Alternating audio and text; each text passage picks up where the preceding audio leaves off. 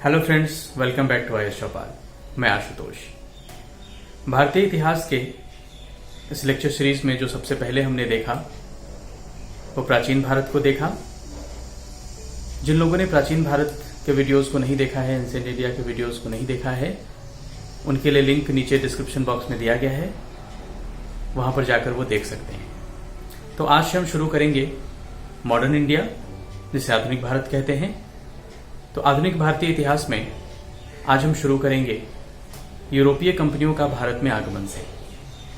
तो आइए शुरू करते हैं।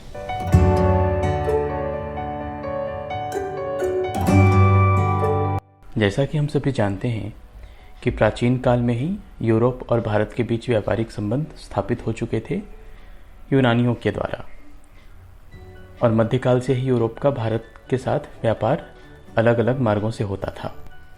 जैसा कि हम देख सकते हैं चित्र में कि भारत और यूरोपीय देशों के मध्य जो व्यापार होता था वो अनेक मार्गों से होता था।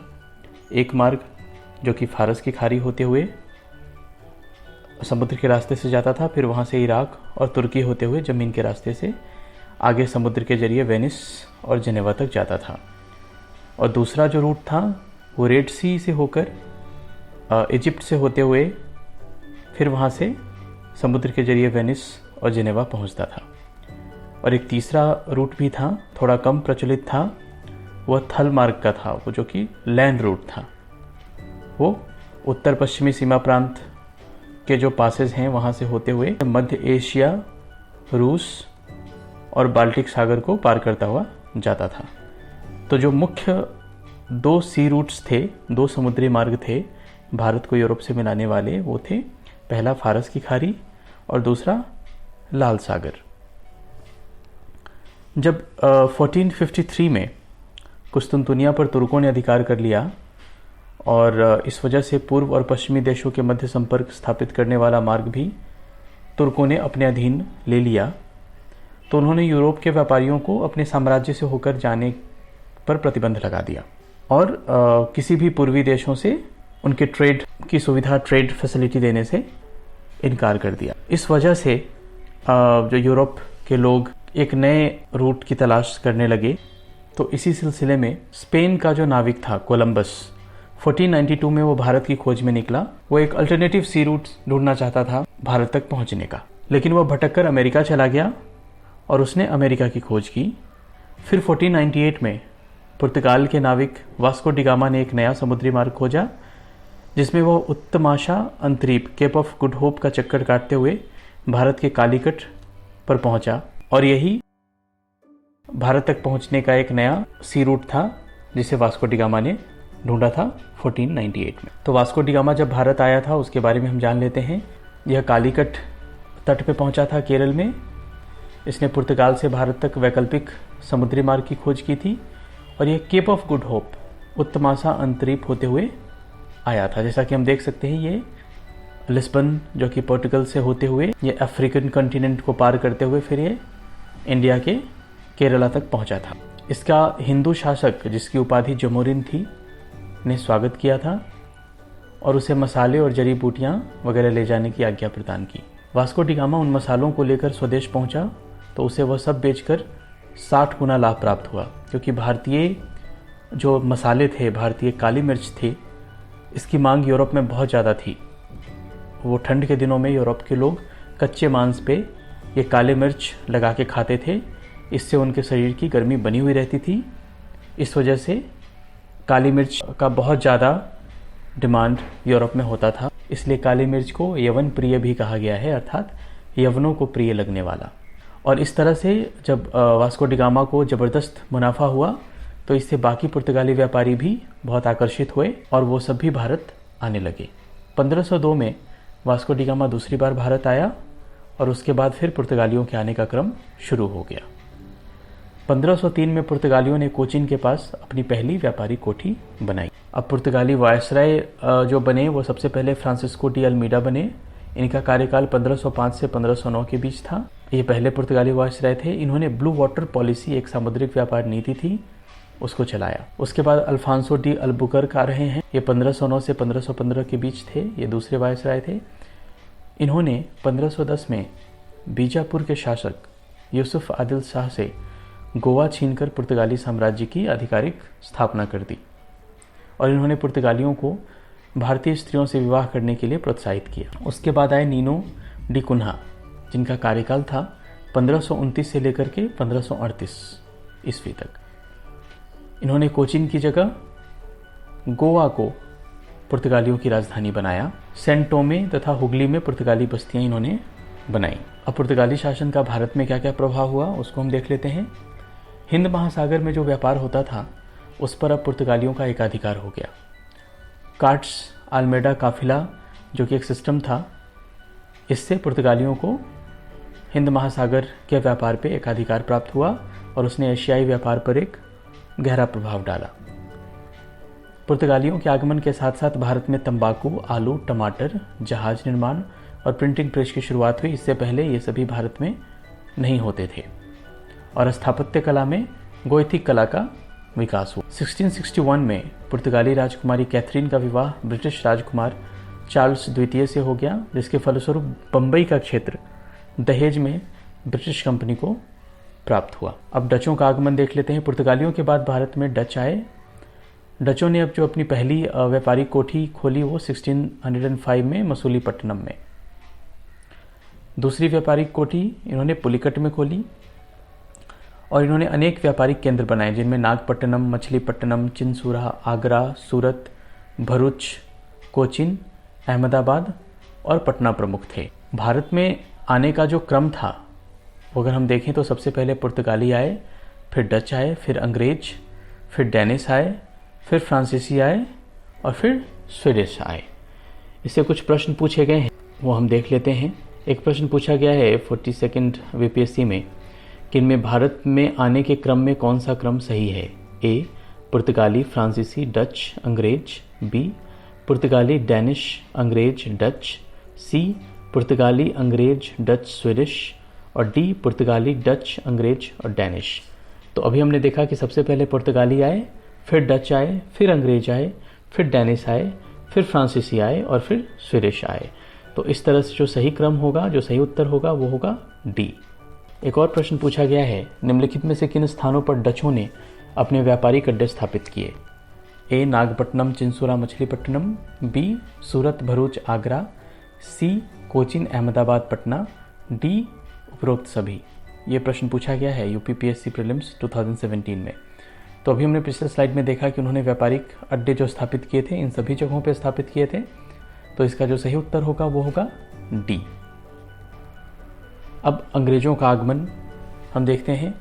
जब डचों का भारत में पतन हुआ वो अंग्रेजों के साथ एक वेदरा युद्ध हुआ था, उस वजह से डचों का भारत में पतन हो गया।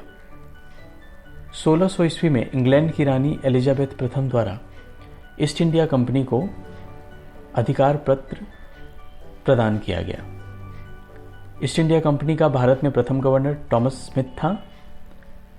जहांगीर के दरबार में सर्वप्रथम कैप्टन हॉकिंस गया 1609 में, जो कि जेम्स प्रथम का राजदूत था। रेड ड्रैगन एक टर्म आया है जो कि भारत में आने वाला प्रथम अंग्रेजी जहाज था। 1611 में पहली व्यापारिक कोठी स्थापित करने की आज्ञा मिली जहांगीर के कार्यकाल में, वो मसूलीपट्टनम में। फिर दूसरी कोठी 1613 में सूरत में स्थापित हुई। 1615 ईस्वी में सम्राट जेम्स प्रथम ने राजदूत सर टॉमस रो को जहांगीर के दरबार में भेजा और वो व्यापारिक छूट हासिल करने में सफल रहे।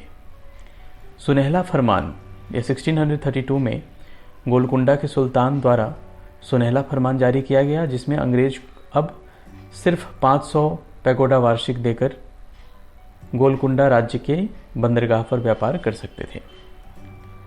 बंगाल के शासक शाह सूजा ने सर्वप्रथम 1651 ईस्वी में अंग्रेजों को व्यापारिक छूट की अनुमति दी। 1698 ईस्वी में अजीमू शान द्वारा अंग्रेजों को सूतानती, कालीकाता और गोविंदपुर नामक 3 गांवों की जमींदारी प्राप्त हुई। कालांतर में जॉब चरनॉक ने इन्हीं 3 गांवों को मिलाकर कलकत्ता की स्थापना की। आज का जो आधुनिक कलकत्ता है वो इन्हीं 3 गांवों को मिलाकर बना है। कलकत्ता को अंग्रेजों ने 1700 ईस्वी में पहला प्रेसिडेंसी नगर घोषित किया और फिर राजधानी बनाया, जो कि राजधानी बनी रही है 1774 से लेकर के 1911 के पीरियड के बीच। 1717 में मुगल सम्राट फर्रुखशियर का इलाज कंपनी के एक डॉक्टर ने किया। बदले में एक वार्षिक कर चुकाकर अंग्रेजों को निःशुल्क व्यापार करने की स्वतंत्रता फर्रुखशियर ने दे दी। इस फरमान को कंपनी का मैग्ना कार्टा कहा गया, अर्थात महाधिकार पत्र। इससे एक प्रश्न पूछा गया है IAS 2008-2009 में, किस मुगल सम्राट के काल में इंग्लिश ईस्ट इंडिया कंपनी ने भारत में सर्वप्रथम कारखाना स्थापित किया? A Akbar, B Jahangir, C Shahjahan, D Aurangzeb. ये प्रश्न पूछा गया है IAS 2008 और फिर इसी को रिपीट किया गया 2009 में। तो अभी हमने देखा कि जो पहला कारखाना स्थापित हो रहा है वो जहांगीर के काल में हो रहा है, तो इसलिए जो इसका सही उत्तर होगा वो होगा B। अब उसके बाद डेनिसों का आगमन हुआ। अंग्रेजों के बाद डेनिस आए 1616 में। इन्होंने ट्रंकोबार और सेरामपुर बंगाल में फैक्ट्रियां स्थापित की, परंतु ये अपना वर्चस्व बनाने में असफल रहे और सब कुछ अंग्रेजों को बेचकर वापस लौट गए। फिर फ्रांसीसी आ रहे हैं। 1668 में इन्होंने सूरत में अपनी पहली फैक्ट्री डाली और 1674 में फ्रांसिस मार्टिन ने पांडिचेरी की स्थापना की। वर्चस्व के लिए अंग्रेजों और फ्रांसीसियों के बीच 3 युद्ध हुए, जिसे कर्नाटक युद्ध कहा गया, जिसे हम आगे के अध्याय में डिटेल में देखेंगे। इससे एक प्रश्न पूछा गया है IAS 2003 में, भारत में फ्रांसीसियों ने अपना सबसे पहला कारखाना निम्न स्थानों में से कहाँ लगाया?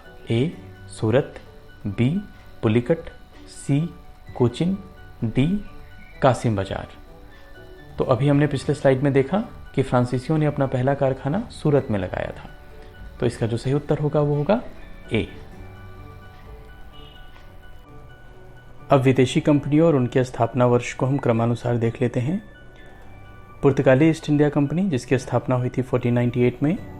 अंग्रेजी east India company 1600, Dutch east India company 1602, Danish east India company 1616, फ्रांसीसी east India company 1664, Swedish east India company 1731। ये प्रमुख तथ्य है जो आपको BPSC या और किसी स्टेट बेसिस एग्जाम्स या SSC एग्जाम्स के लिए। अब कुछ अन्य महत्वपूर्ण तथ्यों को एक बार फिर से देख लेते हैं। वास्को डी गामा, जो कि भारत आने वाला प्रथम पुर्तगाली यात्री था। काइब्रल दूसरा पुर्तगाली यात्री था। फ्रांसिस्को डी अल्मीडा पहला पुर्तगाली वायसराय था। कैप्टन हॉकिंस पहला अंग्रेज दूत था। गेराल्ड ओंगियार बम्बई का संस्थापक माना जाता है। जॉब चार्नॉक कलकत्ता के संस्थापक थे। चार्ल्स आयर कलकत्ता के प्रथम प्रेसिडेंट थे। फ्रैंको मार्टिन पौंडीचेरी के प्रथम गवर्नर थे। फ्रांसिस डे ये मद्रास के संस्थापक थे। फ्रांसवा कैरो ये इन्होंने भारत में पहली फ्रांसीसी फैक्ट्री की स्थापना की थी सूरत में। स्तादो द इंडिया ये पुर्तगाली कंपनी थी जिसकी स्थापना भारत में हुई थी। Governor and company of merchant of London trading to the East Indies ये ईस्ट इंडिया कंपनी का आरंभिक पूरा नाम था। बाद में ये ईस्ट इंडिया कंपनी के नाम से जाना गया। तो दोस्तों ये था हमारा आज का अध्याय, जिसमें हमने भारत में यूरोपियों का आगमन कैसे हुआ इसके बारे में हमने पढ़ा। अगर आपको ये हमारा वीडियो पसंद आया तो इसे लाइक करें, कमेंट करें, सब्सक्राइब करें और अपना फीडबैक आप नीचे कमेंट सेक्शन में दे सकते हैं। तो मिलते हैं नेक्स्ट वीडियो में। Thank you for watching.